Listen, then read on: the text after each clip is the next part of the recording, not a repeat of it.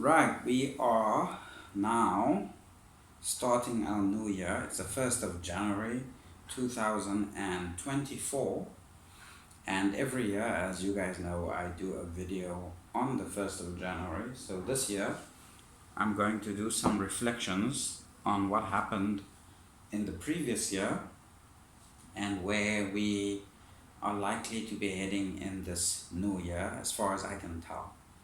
So, we've seen in the previous year, at least from a geopolitical standpoint, that we have had a proxy war on Russia, okay? Because war is obviously big money, big business. Everyone checked out, made lots of profit, and obviously, unfortunately, hundreds of thousands of people have died. But we've had that going and it's still ongoing. Toned down, over the months, but it's still ongoing. The conflict between Russia and Ukraine has not been resolved, but it's still ongoing. And of course, we knew from the beginning that it was not a conflict between Russia and Ukraine as much as it is a conflict between Russia and the United States. So it's a proxy war. So we've seen that proxy war happening. And then, of course, the more than 60-year standoff between Israel and Palestine, that's been ongoing for 60 odd years now. That has escalated, from the 7th of October last year with the attack by Hamas on Israel. And of course, people like Piers Morgan thinks that history starts on the 7th of October, but of course that was an ongoing conflict that has lasted for, more than half a decade. Half a century actually, not decade. And of course, Israel being the occupation force, built and established a country inside another country and basically expelled the native population. So of course that's factually what happened over these many years. And so I'm not here to discuss these conflicts in particular and what's happening and who's right and who's wrong, etc. I think that is pretty obvious to any thinking person. But I'm just looking at it from a global perspective, from a geopolitical perspective, from an economic perspective, and from the perspective of where the world is heading or has been heading. We also saw some engagements for possible further instigation against China via Taiwan. Okay, so that happened also. United States thought maybe they could take a war there. That would be good for business, of course. But that is still ongoing. So that's an option, but there always has to be an option for war because, people used to manufacture weapons to fight wars, but now they fight wars to manufacture weapons. And that's essentially where we're at. And so the world needs to be in a constant state of war for the empire to, sustain itself economically. And that's essentially what we've been experiencing for decades now, actually.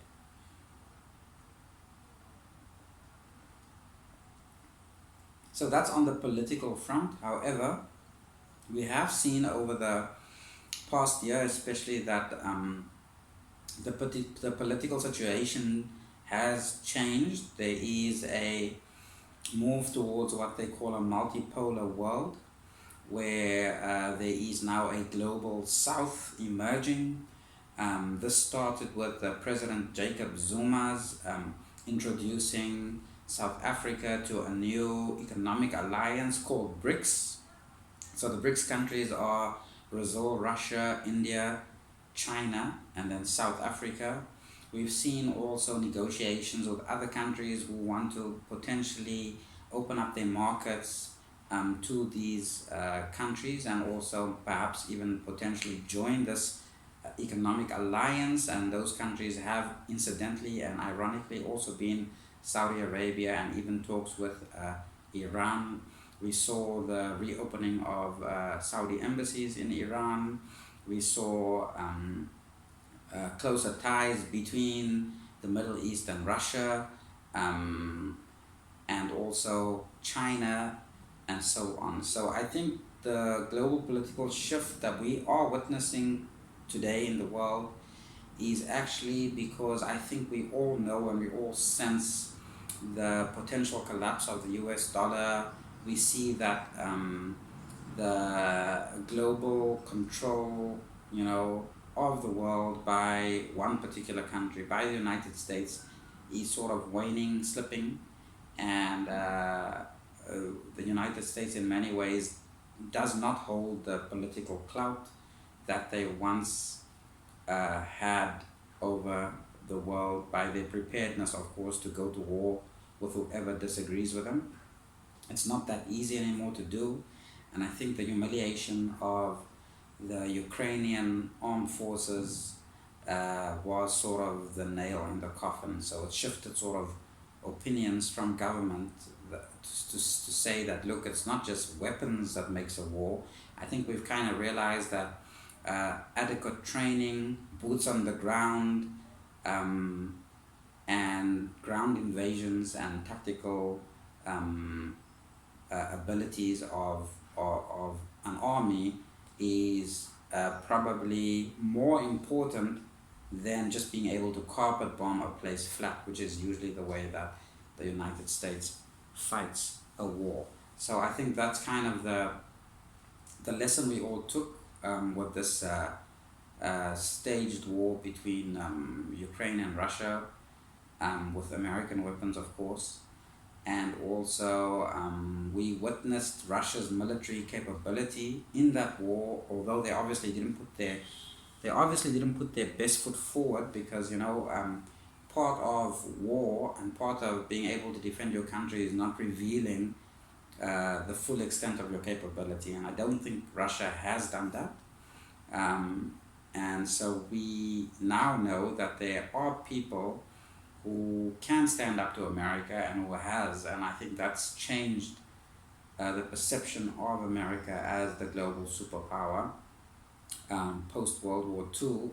And of course, America rose to fame, or rose to this position when they entered the war and were willing to use nuclear weapons. The only country ever willing to use nuclear weapons and who actually used it has been the United States of America. And I think their willingness to basically say, look, if we go down, everyone's going down, makes them a very feared entity, which I think they rightfully should be still now, okay, because that is their mentality, still is, always has been.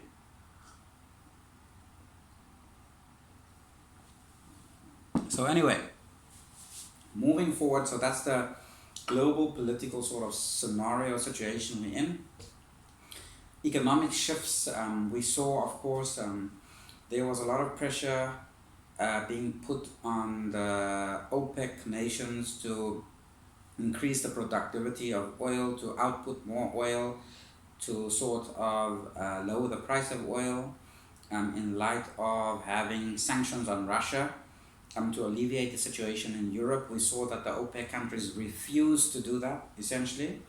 That also is an indicator that the OPEC nations are saying, look, we are not going to be dictated to, and we are not going to support an enemy of Russia's just for the sake of doing so, but we have to look after our own interest. Of course, most of the OPEC nations, their GDP, the majority of their GDP is from oil, and if the oil price plummets, then that's bad for them. So why would you ruin your own economy in the interest of a war that you did not instigate, that you did not start, and that does not benefit you in any way? So those are kind of the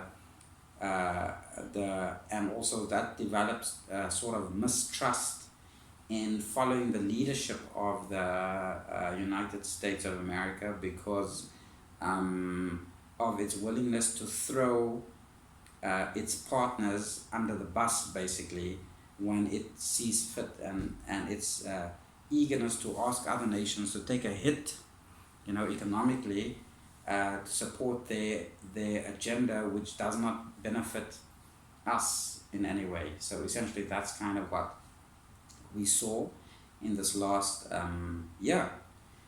On the side of culture, let's talk about culture, religion, and the social fabric of society. That's also an interesting sort of trajectory that we have now sort of gone onto in this past year, and that is where we've experienced a lot of pushback against Western liberalism from Westerners. We see there's a rise in conservatism, there's a rise in Christianity. Again, when I say a rise in Christianity, we do know that most Westerners are nominally Christian, but there's a rise in sort of religiosity.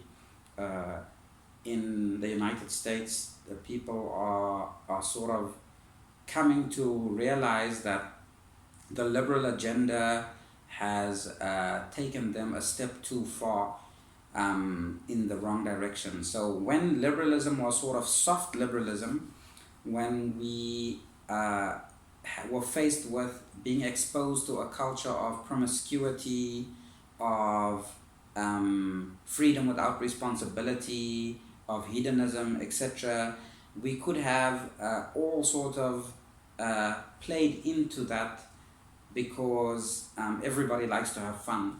But when that sort of liberalism took a downwards turn towards transgenderism, homosexuality, LGBTQ, etc., people said, hey, wait a minute, hold on, okay, let's re-evaluate what we're doing here. Let's re-evaluate our position in terms of this agenda that has been running for decades now. And I think because they have gone sort of a step too far, in a sense, for the ordinary sensibilities of most people in the world, they sort of have lost traction. And because they have lost traction, sharp cultural battle lines have been drawn now. There are people on the left and people on the right, as the Americans would like to put it, or the conservatives and the liberals, in terms of Americanism and American speak. But in terms of the majority of people of the world, there are religious values and non-religious values. I would say most people still globally around the world do locate their values and morals within a religious tradition, be it Buddhism in the East, or Hinduism, or Christianity, and Islam and Judaism. So these are our religions that people sort of locate their morality within, and these religions all in general frown upon same-sex sexual relations. So that sort of has created a sharp line that did not exist anymore, because the agenda was never driven this hard in the past as it has been for this past year, for 2023. So we see a sharp cultural shift or polarization between people who are now starting to see that family values, husband, wife, children, church, religion is on the one side, and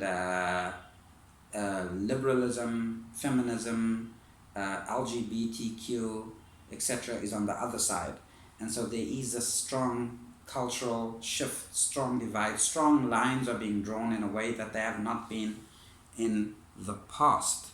So this is what we are noticing now. And it is going to create an eventual, I think, polarization in society, to the extent that there probably will be a civil war in a lot of Western countries between these groups of people who espouse these different values. And you see this happening in Africa also, in certain African countries that were formerly colonized. South Africa, for example, you have a lot of white sort of liberal agendas, which is the official government sort of narrative that gears towards feminism, liberalism, LGBTQ, etc., etc. But then you have the majority of South Africans who happen to be black, who subscribe to more traditional values in line with their historical patriarchal norms, which included things like polygyny, a man having several wives, family, tribe, etc., which is not congruent with the other set of value systems that is officially espoused by the South African government.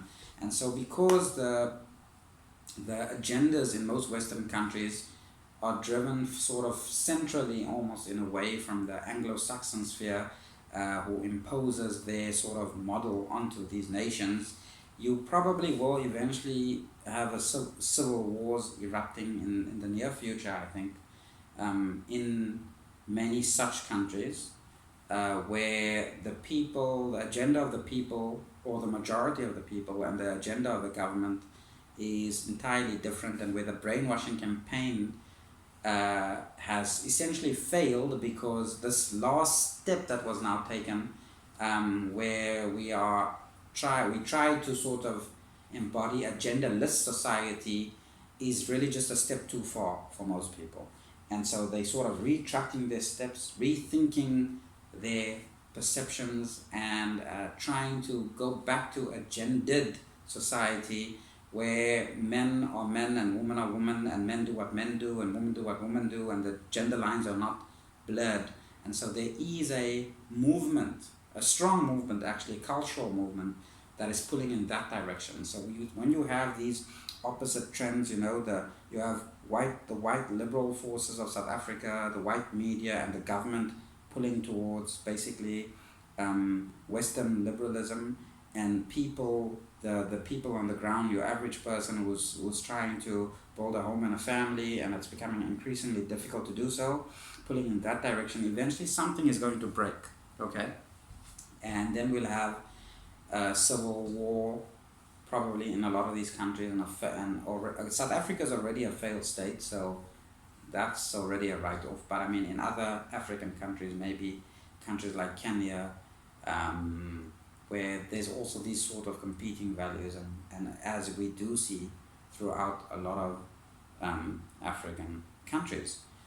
So the cultural war is also raging on. Battle lines are being drawn. They are very, very clear battle lines, and people are mobilizing for conservative values, and you see this mobilization happening across religious groupings, across race, and also across historical cultural differences. So people are sort of people who espouse family values, husband, wife, children. They are sort of trying to band together because they realize that they have a common enemy, Western liberalism, and that they need to put their differences aside, whether it is religious differences, whether it's Muslims and Christians banding together in some places, or Muslims and Jews, or Christians and Hindus, whatever. They realize that the common enemy is the value system that is undermining the family unit and the social structure that has been historically successful for millennia. So that is obviously also a problem. And then now let's move on to the problem of economy. As I see it, we have seen now that two economies have emerged essentially in the world, and that is the poor economy and the rich economy, and I'll explain what I mean by that. The poor economy is the economy that has to do with the factors of production, natural resources, farming, mining, building, etc., plumbing, the real economy. So in other words, a poor economy is all the skills that is required in actuality to run a nation, to feed a nation, to clothe a nation, and to keep a nation safe. That's the real economy. I'm calling that the poor economy. And then we see that there's another economy, which is the rich economy, which is basically the artificial economy, which is banking, insurance, trading, stock markets, Bitcoin, YouTube, that is the rich economy. Why is that the rich economy? Because it is possible to become incredibly wealthy, incredibly fast in that economy. And so what this has resulted in is also a polarization in the economy itself, because you have now the economy of the poor and the economy of the rich.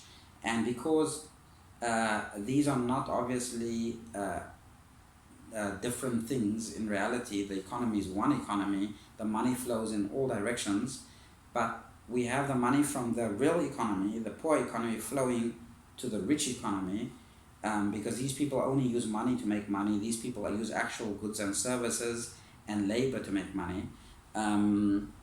You're going to have hyperinflation, which is already happening, where it's going to become unbearable for poor people to afford almost anything, because the cost of labor, the cost of production, the cost of everything is being artificially, the prices are artificially inflated, because these people are making money off of nothing, essentially.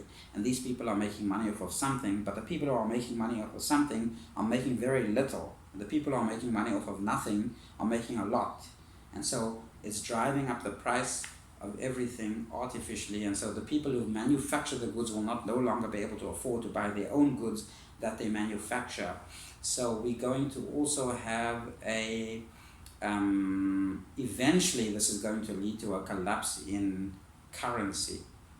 So all governments will have to decide to reset the currency or benchmark the currency once again against a actual physical thing, maybe gold. Okay, we do see that there were attempts at backing a currency, a trading currency. The BRICS nations were discussing it by gold and then stabilizing it in that way, so that more people can actually benefit and we don't have this hyperinflation. Because there are people obviously much smarter than I am that have predicted this hyperinflation. And also, there were attempts in the African Union to do that. In fact, Muammar Gaddafi, who was brutally murdered and whose country was ripped apart, tried to have an African currency through the African Union backed by gold, most of which would have been Libyan gold, but obviously they destroyed his country and plundered his coffers. That's what it's about, isn't it? So, but why this is difficult to do is because the money situation or the economy cannot be protected without military. And so what I mean by that is, if the economy is again moved towards being backed by actual goods and services that are real, it will kill this bubble, this artificial bubble of crypto and money off of nothing, and this banking, insurance, crypto, YouTube, online nonsense economy will basically collapse. But then there are large organizations, institutes that depend on this economy. Obviously, this is a very big sector, and entire countries, in fact, that depend on this economy, who in fact don't produce anything, that would obviously not want that to happen. So they're not going to want the economy to be real, okay, because their economy is fake and they depend on this sort of artificial inflation and money flowing upwards from the real economy to their fake economy. So that's why they don't actually need to manufacture anything. Okay, so there are countries like the United States, for example, their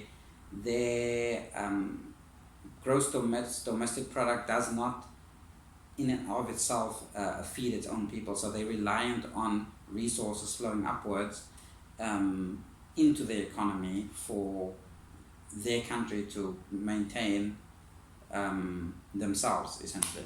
And they are not the only country like that. So there are countries like that, a lot of European countries are reliant on natural resources from Africa. France is reliant on a lot of the North African former French colonies. They still rely on them for natural resources, for example. So this valuing of natural resources instead of money would be instead of their money would be a problem for them, not a problem for us, obviously, as African people. But that's not what they want to do. So I mean, they don't want us to sideline their currencies and start saying that their currencies are not valuable to us. But if we were to do that, of course, then they would not have anything to stand on, because they don't have anything. Okay, all they have is just fictional belief that their currencies are valuable. Essentially, that's it, because we agreed to trade in their currencies. But if we were no longer to trade in their currencies, they would have nothing, essentially. And so that is kind of the danger that Russia in some ways actually pose, and also are suggesting, in fact, China, South Africa, so that threat is looming also, the economic threat. And obviously the economic threat is never far away from the military threat. Okay, because I mean, you can't allow that to happen. Muammar Gaddafi tried that, and look what happened to him, So that's just give you an indicator. And so yeah, that's where the world is heading. I mean, on an individual level, what should you do? Should you be worried about anything? Should you be planning for an eventual collapse of the economy, etc., etc.? To be honest, for 2024, I don't think so. Okay, I think everything will carry on more or less as they have been. Things will likely be fine. I don't think we're on the brink of any major catastrophic war. I think the world leadership has been sensible enough to avert expanding any one particular war to a global catastrophe. We've seen that with the Ukraine. I mean, we thought that we might be on the brink of that conflict expanding. It didn't. We think that we might be on the brink of the massacre of Palestinians expanding or sort of enraging other countries, especially Middle Eastern countries, to enter the war with Israel, because they would be justified in this instance. That's not going to happen, because everyone is acutely aware of the fact that a war, or a broader war, whether it's in the Middle East or in any other country, would impact their economies negatively. Not just one economy, but several economies. And we saw that with Russia and Ukraine. Although other countries didn't enter the war formally, everyone was impacted. And that's the nature of the world today with global commerce. And so the one good thing about the way the world is structured is that we can't afford a world war, literally. Not only because of the devastation of what we might do with the weapons we have, because we can actually destroy the whole world with the weapons we have, but also, even if we agree to fight a world war and we take, for example, nuclear weapons off the book, and we don't use nuclear weapons, and we decide that we're not going to kill civilians, let's say, which is obviously never going to happen, because nations have no honor in our time like they used to. But let's say we did that, we fought a world war, or there were teams from all over the world, they met on some big field somewhere, and they were going to fight there, and then there would be a victor and a loser. That, even if it took place in that way, that would be devastating for the economy, okay? So, much worse the way we fight wars today. People fly with planes and drop bombs on civilian populations. That's how wars are fought in our time. There's no respect for life and dignity and honor, and none of those things exist. There's no rules for war, although we do have international charters on rules of engagement and rules for war. It's not respected, especially not by those people who claim to follow a rules-based order or want to establish a rules-based order. So, and we know this because there's a trajectory, we have a historical record of people not respecting rules of engagement in war consistently. And so war is on the whole bad for everyone. And but that is obviously, as individuals, there's nothing we as individuals can actually do about the decisions that our governments make. And frankly, I'm just giving an analysis. It's probably none of our business, aside from trying to understand what's going on and knowing how to position yourself as an individual. So for me, I would say that there's nothing drastic going to happen any different to as it has been going on for the past few years. Some people are trying to predict that there'll be another mass culling experiment like in the past, but there isn't. I don't know, I can't read the future, but I don't think there's likely going to be another mass culling operation, because the previous one is starting to come to light that that's what it was, and a lot of people are going to suffer dire consequences, or not the higher ups, but people in the chain, in the food chain, will be taken out because of that mass culling operation. So I don't think that there's going to be that level of experimentation with population control. And then lastly, since I'm talking about population control, the idea that we need to basically reduce the population in order for the planet to survive is pretty senseless, because part of the reason why we are on this planet is so that we can survive on this planet. So killing off the species for which the planet has been designed for doesn't make sense, because the planet isn't here just to be a planet by itself or sustain itself. The planet is here to sustain the people that live on the planet. Okay, so this type of eugenics and this type of thing about killing off people, and you need a certain number of people only for the earth to be sustainable, etc., is actually a lot of nonsense. Human innovation and genius and ability is the thing we should be betting on, not mass culling. And also we can literally be extinct. We can become extinct like that. Okay, we've seen that in the past. If one generation or two generations of people no longer have children, we will no longer have people. It's that simple. Okay, so encouraging that does not make sense. And then finally, to end off with, probably the Bible is right when it says the meek shall inherit the earth, because we see it is usually largely only poor people and people whose primary goal is not to live well that are still reproducing. So if there's any prediction for the future, then it is that. Thank you very much.